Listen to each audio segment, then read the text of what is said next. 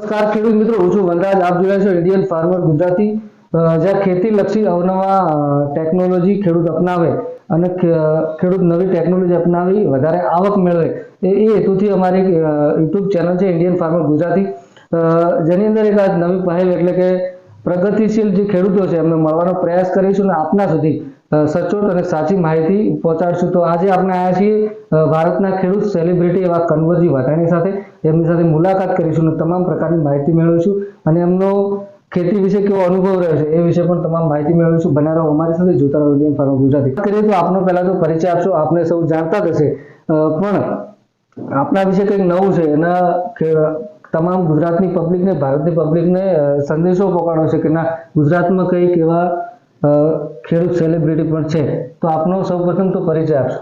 મારું નામ કન્વરજી રામસિંહજી વાધણિયા, ગામ રાણપુર, તાલુકો ડીસા, જિલ્લો બનાસકાંઠા. હું એક ખેડૂત પરિવારમાંથી જ આવું છું. 10 પાસ સુધી ભણેલો છું અને બસ ખેતીમાં રસ હતો. ને પેલા તકલીફો પડી અને ઘણા બધા એવું કહેતા કે નહીં ભણો તો ખાશો શું, નહીં ભણો તો શું, તમે ચાલશો નહીં. ખેતી એ કોઈ મિડલ ક્લાસ કહેવાતો, ખેડૂતોને કોઈ માન સન્માન નતું. અને હમણાં સુધી ઘણા જગ્યાએ એવું પણ જોયું હતું કે ભાઈ ખેડૂત હોય તો કોઈ છોકરી આપવા તૈયાર નતું. પણ આપણે એવું હતું કે મહેનત કરીને એવા લોકોને જવાબ આપીએ. તો એવા સમયમાં, શરૂઆતના સમયમાં ખૂબ સંઘર્ષ પણ કર્યો છે, ખૂબ તકલીફ પણ પડી છે. પણ જેમ મારી સાથે ખેતીમાં વિજ્ઞાનનો સંગમ થયો, મારી સાથે અમારા ડીસા કેવી અલગ અલગ વૈજ્ઞાનિકો મળ્યા અને જેના પછી મારા પરિવારે જે અમે પહેલા તો છૂટું પિયત વાળતા હતા, બાજરી, રાયડું, એરંડા પાક કરતા હતા. પણ જ્યારે કોઈ ખેતીમાં કોઈ સારી આવક નથી મળતી, પણ જ્યારથી અમે શાકભાજીના ક્રોપ ચાલુ કર્યા, મરચા, ટેટી, તરબૂચ, આ બધું ચાલુ કર્યું, એના પછી બહુ સારું બેનિફિટ મળ્યું અને સરકારે પણ ઘણીવાર મને એવોર્ડથી સન્માનિત કર્યો છે. રાજ્ય કક્ષાના મને 6 વાર એવોર્ડથી સન્માનિત કર્યો છે. દર વખતે મને કોઈ વખત 25,000 પુરસ્કાર હોય છે, કોઈ વખત 50,000 પુરસ્કાર હોય છે. હમણાં જ મને 50,000 પુરસ્કારથી પણ સન્માનિત કર્યો છે. 15મી ઓગસ્ટ લાલ કિલ્લા ઉપર ધ્વજવંદનમાં પ્રોગ્રામમાં અમને પતિ પત્નીને પ્લેનમાં બેહારી અને દિલ્હી ખાતે પણ લઈ જવામાં આવ્યા હતા.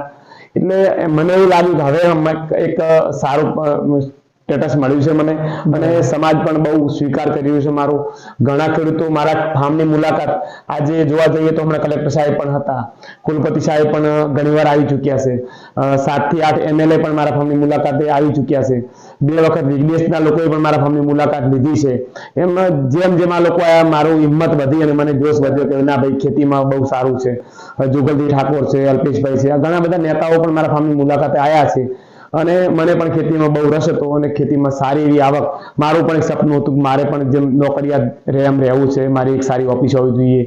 મને પણ એમ કે આ બધા શોખ હતા અને એ આજે મને મળ્યું છે. અને ખરેખર હું તો ઉત્તમ ખેતી, મધ્યમ વેપાર અને કનિષ્ઠ નોકરી, એ વાતને આપણે પુરવાર કરી બતાવી છે કે આજે ઉત્તમ ખેતી છે.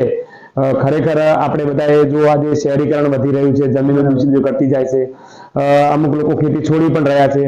એવા લોકો સામે આપણે એક સારો એક દાખલો બેહાડ્યો છે કે ભાઈ ખેતીમાં પણ સારી આવક અને સારું સ્ટેટસ મળી જાય છે. સાહેબ, બીજી ખાસ વાત કરી કે ઘણા પ્રકારના એવોર્ડ આપણને મળી ચૂક્યા છે. ખાસ એમ કહેવાય કે કયા કયા પ્રકારના એવોર્ડ છે જેથી ખેડૂત મિત્રોને ખબર પડે કે ના, ખેતી કરવાથી પણ આપણે સેલિબ્રિટી બની શકીએ છીએ. એ કેવી રીતે શક્ય બને? તો કયા કયા ખાસ કરીને એવોર્ડ? એક તો જો મને આત્મામાં પ્રથમવાર જિલ્લા કક્ષાએ મારી પસંદગી થઈ, એમાં મને 25,000 નો રોકડ પુરસ્કાર મળ્યો હતો. એના પછી PPG આણંદ ખાતે પણ મને એક એવોર્ડ મળ્યો હતો. પછી બેસ્ટ ઇનોવેટિવ ફાર્મર એવોર્ડ જે આણંદમાં મળ્યો હતો, એમાં ગુજરાતના 7 ખેડૂતો હતા. એના પછી સરદાર રાષ્ટ્રીય પુરસ્કાર પણ મને મળ્યો. એના પછી ઇન્ડિયા રેકોર્ડ બુકો મને સ્થાન મળ્યું. એ કઈ રીતે કે તમને કહી દઉં કે કંપનીનો બ્રાન્ડ એમ્બેસેડર હતો અને દેશમાં આજ દિન સુધી રૂપાળા લોકો જ બ્રાન્ડ હોય, ખેડૂત બ્રાન્ડ હોય ના શકે. પણ મારું એવું કેવું છે કે ભાઈ, હિરોઈન કે 100% સરસો કા તેલ, તો હિરોઈનને શું ખબર છે હરસિયા કઈ રીતે પાકે છે, એનું તેલ કઈ રીતે નીકળે છે. અને ખેડૂત તો એક એના હાથમાં હરસિયા તેલ મેકાતું હોય, એને ખબર હોય બધી. એટલે ખરેખર આમ તો ખેડૂત આ બધું હોઈ શકે ને. એ કંપનીએ સ્વીકારી, મને એનો પેકેટમાંથી ફોટો છાપ્યો મારો, એમાં મને રોયલ્ટી પણ મળતી હતી. અને ઇન્ડિયા રેકોર્ડ બુકમાં ભારતના ફર્સ્ટ ફાર્મર તરીકે મારું નામ સિલેક્શન થયું.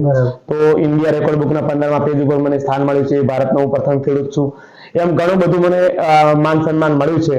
અને હમણાં જે પ્લેનમાં બેહવા મળ્યું, એ મારી જાતને હું ધન્યતા અનુભવું છું. ખેડૂત હોવા છતાં પણ આટલું બધું માન સન્માન ગવર્મેન્ટે મને આપ્યું છે. અને સારું એમ કે બધી વાતે એવોર્ડ તો ઘણા બધા મળ્યા છે. પ્રમાણપત્ર તો આખી ઓફિસ સજાવું તો પણ પડ્યા રહે એટલા બધા પ્રમાણપત્ર મારી પાસે છે, પણ હું બધું રાખતો નથી અને બહુ સારું માન સન્માન મળ્યું છે. રોકડ પુરસ્કાર પણ ઘણીવાર મળતી હોય છે અને આજે સારું છે. તો બીજું કહેવાય ખાસ કરીને ખેડૂતોને એવી ચિંતા હોય છે કે ખેડૂત સેલિબ્રિટી એટલે શું, પણ આપણા માધ્યમથી અત્યારે ખેડૂતો જોઈ રહ્યા છે ખાસ કે દરેક પ્રકાર દરેક જગ્યાએ એમ કે દરેક સેલિબ્રિટી કોણ હોઈ શકે તમને કહી દઉં. સેલિબ્રિટી રૂપાળા લોકો હોઈ શકે, હિરોઈન હોઈ શકે, ક્રિકેટર હોઈ શકે. જે લોકો સેલિબ્રિટી એ લોકો જ હોઈ શકે. હવે મારા જેવા લોકો સેલિબ્રિટી ના હોઈ શકે, પણ મારો એક કર્મ સારું હતું, ખેતીમાં બહુ સારી મહેનત હતી. આજે હું આ વિસ્તારમાં કહું ભાઈ આ પાણીની બોટલમાં આટલી દવા છે તો લોકો એક્સેપ્ટ કરવા તૈયાર છે. એવું એક બ્રાન્ડ નામ બન્યું હતું જેના કારણે મને આ લોકોએ સેલિબ્રિટી તરીકે પસંદગી કરી. એ લોકો 1500 કિલો ચોળી વેચતા હતા, મારો ફોટો છાપ્યા પછી એ લોકો આજે 10,000 કિલો ચોળી પહોંચ્યા છે. એટલે બહુ સારું નામ હતું, લોકોએ સ્વીકાર્યું અને આ રીતે હું સેલિબ્રિટી ખેડૂતમાંથી સેલિબ્રિટી બન્યો. ખેડૂતથી સેલિબ્રિટી સુધીની સફર કરી. બીજું કહેવાય કે આપ પણ જાણો છો ખેડૂતથી સેલિબ્રિટી તરફ જવું મતલબ કેટલો સંઘર્ષ છે. એમાં વિશે સાહેબ શોર્ટમાં આપણે સંદેશો આપો કે તમારો ફેમિલી બેકગ્રાઉન્ડથી લઈ અત્યાર સુધીનો સંઘર્ષ કેવો રહ્યો? મને સૌ પ્રથમ તો ફેમિલી બેકગ્રાઉન્ડ બહુ સારું મળ્યું. મને ફેમિલીનો બહુ સપોર્ટ હતો અને હું તો ઘણીવાર ખેડૂતોને કહું છું કે તમારું લોંગ ફેમિલી હોય તો જે મેન પાવર બોડી છે ને જે એ બે લોકો જ હોવા જોઈએ. એ લોંગ નહીં કે ભાઈ શું આવું છે શું કાઢવું છે, એ બે લોકો જ નિર્ણય હોય તો જ તમે સફળ થશો. એટલે કે 5 મેમ્બર અને 5 પૂછવા કેટલી વારમાં સમય નીકળી જતો હોય છે. એટલે હાર્ડ ડિસિઝન તમે પોતે ડિસિઝન હું અને મારા વાઈફ જ લેતા હતા. એટલે ડિસિઝનમાં હું સચોટ ડિસિઝન હતું એટલે બહુ સફળતા સારી મળી. અને પરિવારનો બ્રેકડાઉન અમે રાત્રે 4 વાગે ઉઠવું હોય તો અમે ઉઠીને ખેતરમાં કામ કર્યું છે. અમુક સમય એવું હતું કે અમે રાતના 11 વાગ્યા સુધી ડુંગળી સિઝનમાં ઊંઘ્યા નથી. રાત્રે 2 વર્ષ પૂરતું મારું બેન પચાઈ અલાર્મ હતું. ખૂબ સંઘર્ષો કર્યા. લોકો તો એવું કહેતા કે આ લોકો છે જાગીરી વેચી મારશે, આમાં શાકભાજીમાં કંઈ મળવાનું નથી, શાકભાજી અમારો ધંધો નથી. પણ છતાંય આપણે એમને જવાબ આપ્યો અને આજે એક સારા ખેડૂત તરીકે સારી ઇન્કમ પણ મેળવી છે અને આજે નામ છે આ વિસ્તારમાં. એ અમારા પરિવારની સખત મહેનત હતી એના કારણે બહુ સારું રહ્યું છે. બરાબર. બીજું ખાસ કહેવાય કે તાજેતરમાં આપના ઘણા લોકો વિડીયો થ્રુ ને જોતા હશે કે નવી એક સરકાર તરફથી ઇફકો તરફથી કોઈ સીએનજી કે ગાડી ભેટ મળી છે, સાથે સાથે ડ્રોન પણ છે. એ મતલબ કેવી રીતે મળ્યું એ ખેડૂત મિત્રોને? એમાં આજે પીએમ સાહેબ મોદી સાહેબની એક યોજના હતી ડ્રોન દીદી યોજના. એ ડ્રોન દીદી યોજના એટલે મહિલાઓને એમને પ્રમોટ કરવી એટલા માટે મહિલાઓને જ મળતું હતું. તો મારા દીકરાની ખેડૂત મહિલાઓ, હા, દીકરાની બહુ તેજલ એ ભણેલી હતી, ગ્રેજ્યુએશન પૂરું કર્યું તેને ડ્રોન દીદી યોજનાનું ફોર્મ હતું. એ સિલેક્શન થઈ ગઈ, પૂનામાં તાલીમ લીધી. એના પછી અમને 8.5 લાખનું ડ્રોન મળ્યું છે. ઇફકોમાંથી મહિન્દ્રાની બેટરી વાળી રિક્ષા પણ મળી છે અને જનરેટર પણ મળ્યું. ટોટલ અમને 12.5 લાખની વસ્તુ મળી છે. તો ખરેખર જોવા જઈએ તો હું એક એવા સમાજમાંથી આવું છું કે જે ઘૂંઘટ પ્રથા છે. બરાબર. તો અમે એવું કશું રાખ્યું નથી કે લાજ રાખવાની છે, લાજ કાઢવાની નથી. તો ઘણી મહિલાઓ હજુ ટ્રેક્ટર પણ ચલાવતી નહીં હોય અને હું આનંદ અનુભવું છું મારા દીકરાની બહુ ડ્રોન ચલાવે છે. સરસ કે બીજું ખાસ વાત કરીએ કે આ તમામ જે આપણે કીધું ફેમિલી બેકગ્રાઉન્ડ એનો સાથ સહકાર બહુ સારો મળવો જોઈએ તો જ તમે કહેવાય ગમે ત્યારે તમે ડિસિઝન મેકર ખુદ પોતે હોય કે તમારે કંઈક કરવું છે. તમે કોઈ એમ તમે ફેમિલી કરતી હોય છે, તમે કોઈ 4 વાગે ફેમિલીને જાગવાનું છે તો એમને જાગવું પડે. તો સંઘર્ષ સાથે કહેવાય. રાઈટ. બાકી તમે એકલા કરો તો કઈ થવાનું ના. અરે ખરેખર હું તો કોઈ હેત વગર ખેતી નથી. બરાબર. બસ હેતથી ખેતી કરવાની, નહીં તો ફજેતી છે. તમે પરિવાર સાથે આનંદથી હેતથી સારું મુહૂર્ત કરો. ધરતી માતાને જેમ દુકાનદાર સવારે શટર ખોલે છે અને નમીન ખોલે એમ તમે પણ ધરતી માતામાં એન્ટર થયો એટલે નમીને અંદર જવાનું. દિવાળીના દિવસે એ ચોપડા પૂજન કરે, તમે અખાત્રી ધરતી પૂજન કરો. આ બધું વિજ્ઞાન અને આધ્યાત્મિક બંને સાથે મળી અને પરિવારથી મહેનત કરશો તો હું માનું છું કે પીએમ સાહેબનું કોન્સેપ્ટ છે કે 2024 બમણી નહીં પણ 5 ગણી થશે. બરાબર. બીજું ખાસ વાત કરી કે આપણે જે ચોળી મતલબ માર્કેટમાં લાયા છે પોતાની બ્રાન્ડ, એના વિશે કઈ કેવું શું કહેશો? મારું છે ખાસ કઈ કંપનીનું? મારું એક એવું સપનું હતું કે મારા ખેડૂતને એની આવક કઈ રીતે વધારવી. તો મેં મારા વિસ્તારના ખેડૂતોને જ મારા ચોળીના પ્લોટિંગ કરાયા, ગવારનું પ્લોટિંગ કરાવું છું અને એમને પણ કોન્ટ્રાક્ટ ફાર્મિંગથી કરાવું છું. જે એ પણ 25 રૂપિયા કમાય અને હું પણ 25 રૂપિયા કમાઉં. એટલે એક મોદી સાહેબનો કોન્સેપ્ટ આત્મનિર્ભર ભારત. તો આપણા વિસ્તારના ખેડૂતો જ પ્લોટિંગ કરશે તો જ આત્મનિર્ભર બનશે. એટલે આવા કોન્સેપ્ટો રાખી અને અમે ચોળીના પ્લોટિંગ કરાયું, પોતે જાતે રોગિંગ કર્યું અને જાતે એને પેકિંગ પણ જાતે જ કરું છું અને ખૂબ ચોકસાઈથી આજ દિવસ સુધી લગભગ ઘણા બધા તમે કંપનીઓ આવી પણ કોઈ એમડી ને તમે નિહાળી પણ નહીં શક્યા હોય. તો હું પિનલસીડ નો એમડી છું તો લોકો મને અડધી રાતે પણ ફોન કરી માહિતી લઈ શકે છે. એવા પહેલા એમડી કહેવાય કે જે લોકોની વચ્ચે જ રહું છું અને મારો એક જ કોન્સેપ્ટ છે કે દરેક વિસ્તારમાં મારે જેવા 5-10 ખેડૂતો તૈયાર થાય અને એમની આવક બમણી કરે. બીજું સાહેબ એન્ડમાં બસ 1 મિનિટ માટે જ વાત કરશું.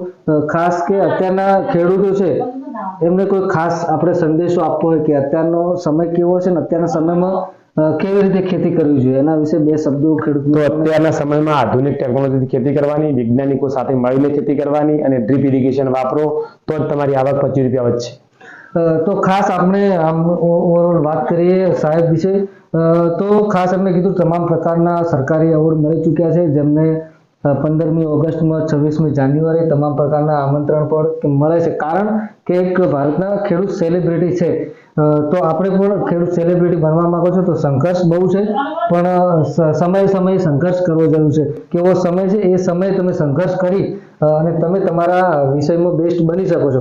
ખેતી એક એવો વિષય છે, તમે જેટલા અંદર ઊંડા ઉતરશો, સાહેબે જેમ વિચાર્યું એમને એવો અનુભવ મેળવ્યો હશે ખેતીમાં, કીધું કે રાત્રે મતલબ 2 વાગે પણ કામ ચાલુ થઈ જવું જોઈએ, 3 વાગે પણ આપણા ડિસિઝન મેકર ખુદ જાતે હોય છે. ફેમિલી આપણે કહીએ કે આ કામ કરવાનું છે તો થઈ જવું જોઈએ. એમ આપણે પણ સેલિબ્રિટી તો બની જ શકો છો, પણ સાથે સંઘર્ષ પણ કરવો પડશે. અને કીધું એમને તમામ પ્રકારના એવોર્ડ મળ્યા છે અલગ અલગ. બીજી ખાસ વાત કરી કે એ પોતે પ્રાંચી જે ચોળી છે એના એમડી પણ છે. એક એમડી એવા હોવા જોઈએ કે જે લોકોની વચ્ચે રહે, અને આ એક એવા એમડી ને આપણે અત્યારે જોઈ રહ્યા છે. એમને કોઈ આપણને ના લાગે કે એમડી હશે, પણ લોકોની વચ્ચે એમડી રહ્યા છે અને આવનારા સમયમાં ખૂબ મોટી સફળતા મેળવે અને આનાથી પણ નામ વધારે ગુજરાતમાં નહીં પણ આખા ભારતમાં કરે એવી અમારી આશા છે. આ સાથે ફરી મળીશું એક નવા ખેડૂત સાથે. ત્યાં સુધી જોતા રહો ઇન્ડિયન ફાર્મર ગુજરાતી. જય હિન્દ, જય ભારત, જય જય ખેડૂત ગુજરાત.